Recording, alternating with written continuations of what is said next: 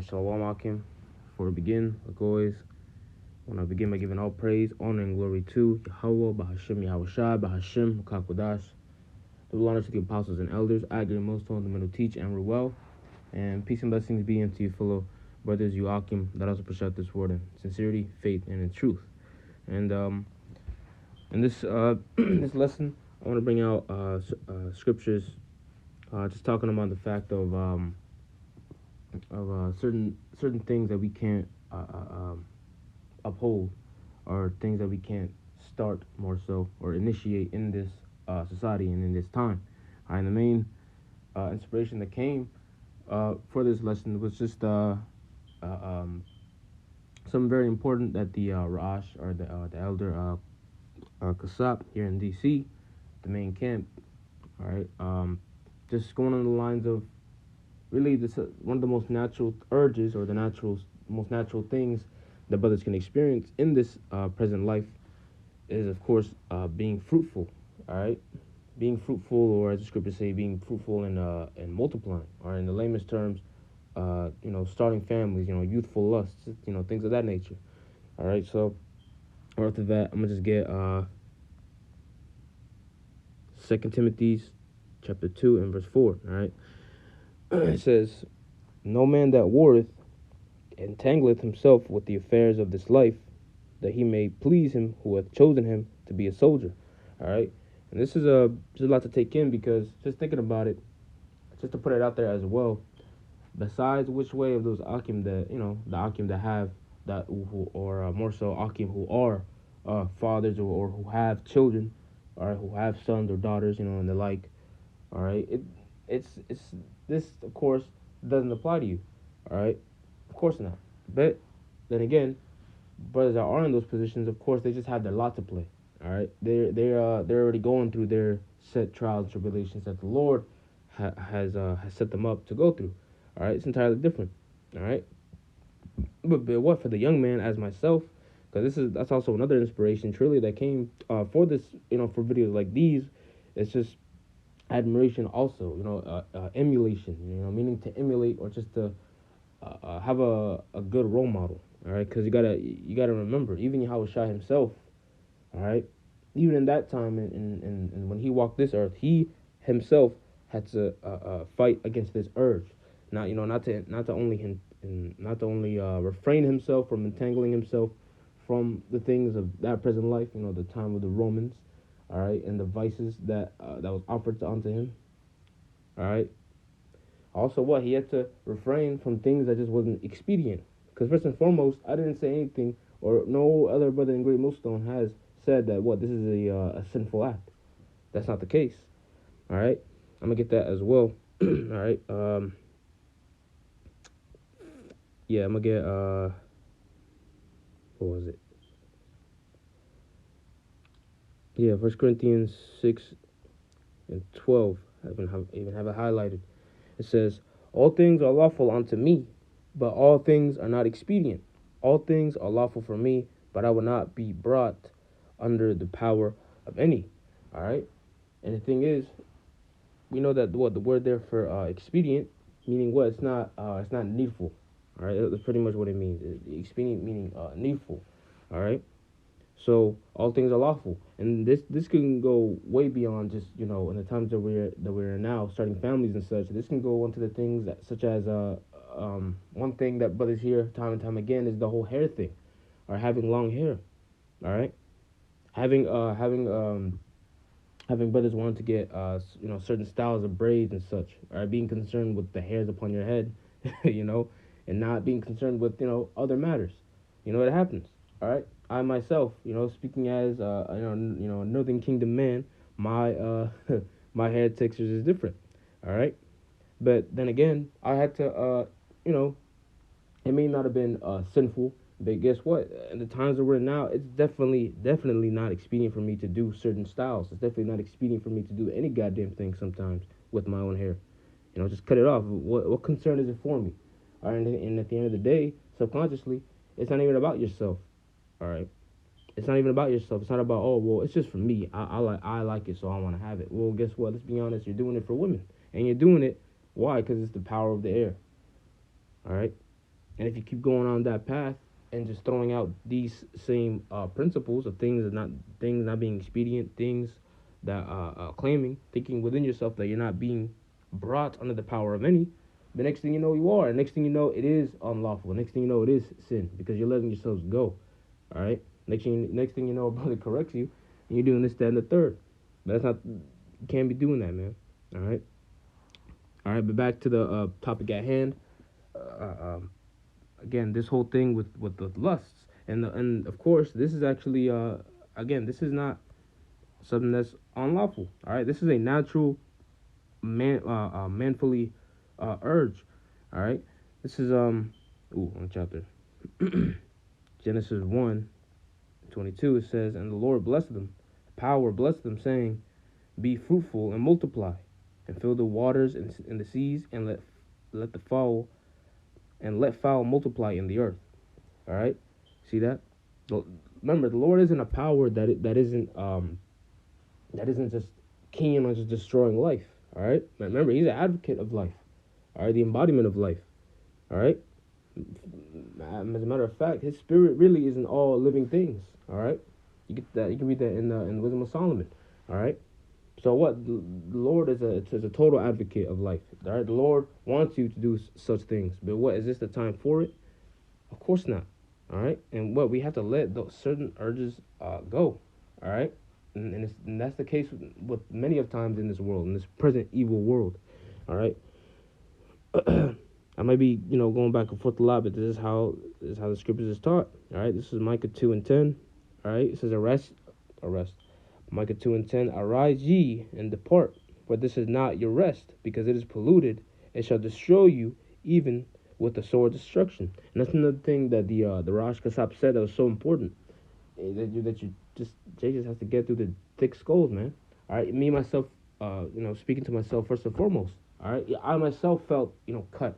All right, the scriptures talk about this word being likened unto a double-edged sword. All right, because if you're to believe unto Yahweh Shem Yahushua and His word, best believe you're gonna be cut as well. All right, meaning what? You felt reproved. And I definitely felt reproved as well. All right, because I had thoughts and urges like this. I vividly, all right, I dreamed about this. But what? You can't be starting families or wanting to, or maybe you're just wanting one woman. All right, maybe one woman that's the so-called woman of your dreams, or having having a son or daughter. I'm just put it out there. But guess what? You're wanting these things in the time that all right, that it's gonna be the time of destruction, the time of woes, meaning death and destruction. You're wanting to start a life in the end of the world. All right, and that's not putting it that way, because that's what it is. Simply, it's to sound unwise. It's idiotic, in other words. All right, and that's not.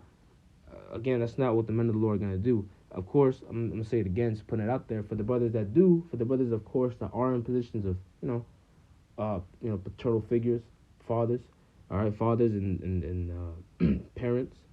That's a whole nother ordeal, all right, because again, the Lord has put you in that lot. Not saying, of course, that you're wicked, all right, that you're wicked for being a father. That's not at all what I'm saying. But because again, the Lord has put you in the position that you are in now for a reason. All right, actually, I'm gonna get that. I'm gonna get that last, but I'm gonna go back to Timothy's. What was it? 2 Timothy's 2:22. It says, yep, it says, flee also youthful lusts, but follow righteousness, faith, charity, peace with them that call on the Lord out of a pure heart. All right, because remember, this is also a purging process, man. All right, fleeing also youthful lusts. That's not when we talk about youthful. It's not just talking about just what's things that kids do today. I don't know, TikToks, social media. Youthful lust could include, well, first off, especially in this day and age, doing youthful lust could be just doing the most unwise things ever. All right, and they could indeed be unlawful. Getting tattoos. All right, this is the beginning stages of coming into this truth. All right, and the things that we still fight. All right, because they're still putting to death that old man, and that old man includes things like this. Getting tattoos, wanting to blaze up, wanting to drink out of your means. All right, right, marring the corners of your head, meaning getting lineups. All right, as well as getting lineups upon your beard. Right, all the hairs upon your head. These are things from the world, and we read that then Timothy's, um, yeah, verses up, right, verses up, the spirit, same chapter, all right. That what we're soldiers, all right.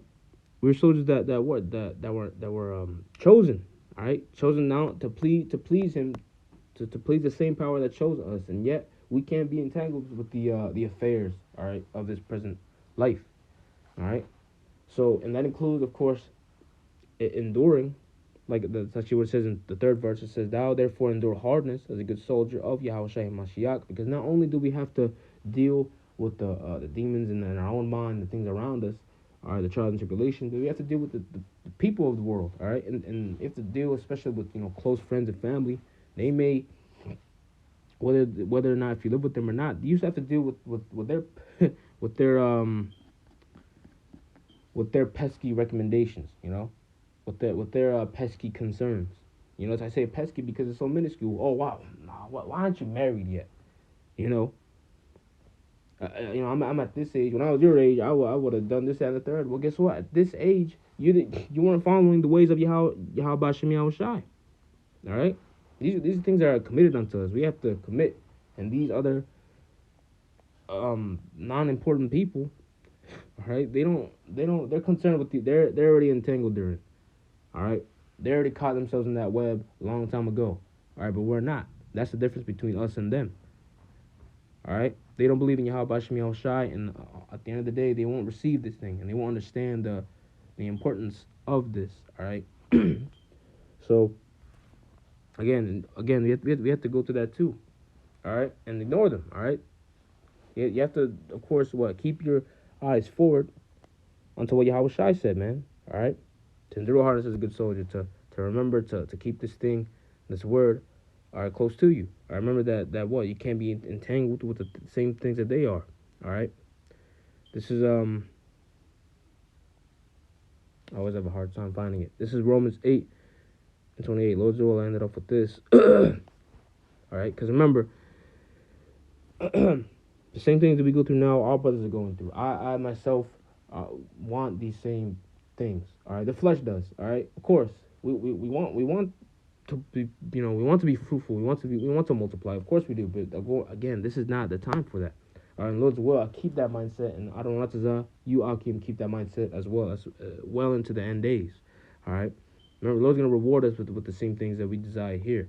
All right, just not here. All right, this is all temporary.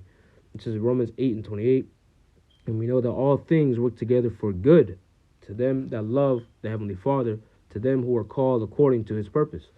All right, so all things. All right, and again, this all incorporated can be incorporated into all aspects of our lives, man.